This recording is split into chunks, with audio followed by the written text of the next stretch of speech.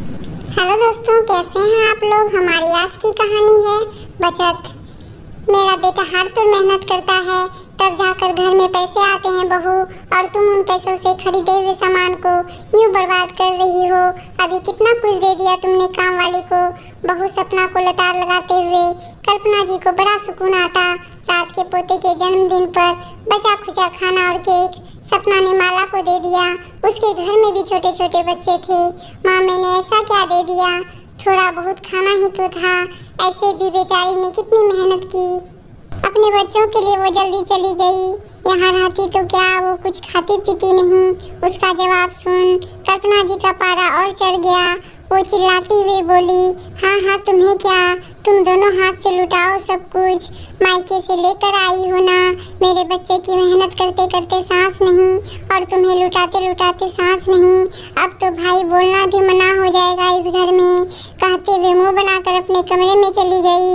निकली तभी जब बेटे की आवाज़ आई, राजेश आ गया बेटा, थक गया होगा, बाहर बहुत गर्मी थी ना। हाँ माँ, बहुत थक गया हूँ, गर्मी आज बहुत है। अच्छा, आपका चेहरा ऐसे उतरा उतरा सा क्यों है। क्या कहूँ बेटा, जाने दे, कहूँगी तो झूठ मूठ का बवाल होगा। और ना ना कहते हुए सुबह की सारी बात खूब नमक मिर्ची लगाकर बेटे को बता दी। राजेश एकदम से बिफर गया। सपना माँ ने कुछ गलत तो नहीं कहा, और ठीक है ना, थोड़ी बचत होगी तो अच्छा होगा। सपना जानती थी कि शाम को ये होगा, वो तैयार थी।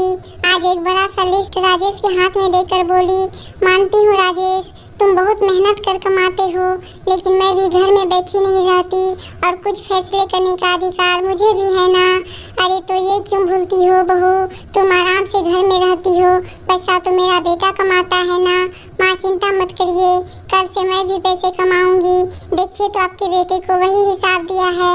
मैं रोज काम करती हूँ, मैं एक रसोइया हूँ, धोबी हूँ, बच्चों के लिए ट्यूशन टीचर हूँ, बच्चों की और आपकी केयर टेकर हूँ, घर की चौकीदार भी हूँ। सभी की सैलरी मैंने लिख दी है। अब मुझे भी मेरे काम के पैसे मिलेंगे, और फिर मैं अपने फैसले खुद करूँगी। ठीक है ना राजेश। राजेश ने मुस्कुराते हुए उसे देखा और आंखों ही आंखों में माफ़ी मांग ली। फिर माँ से बोला, माँ सही तो है, आप भी एक हाउसवाइफ थी, क्या आप नहीं जानती कि कितना कुछ करना होता है। एक औरत को अगर मैं बाहर जाकर अच्छे से काम कर पाता हूँ तो सिर्फ इसलिए कि सपना आपको और बच्चों को अच्छे से संभालती है। इस लिहाज से देखा जाए तो वो मुझसे भी ज़्यादा महत्वपूर्ण काम कर रही है। क्यों माँ, ये सही नहीं है। हाँ ये तो है बेटा, लेकिन फिर भी थोड़ी बचत करनी होती है ना, कल्पना जी ने खिसियाते हुए कहा। तो सपना बोली, माँ मैं किसी को ऐसे कुछ नहीं दे देती ना।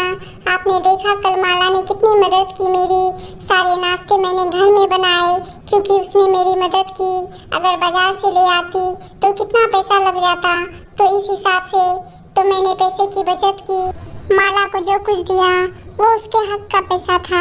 आप चाहे तो माँ एक बार मुझ पर भरोसा कर लीजिए।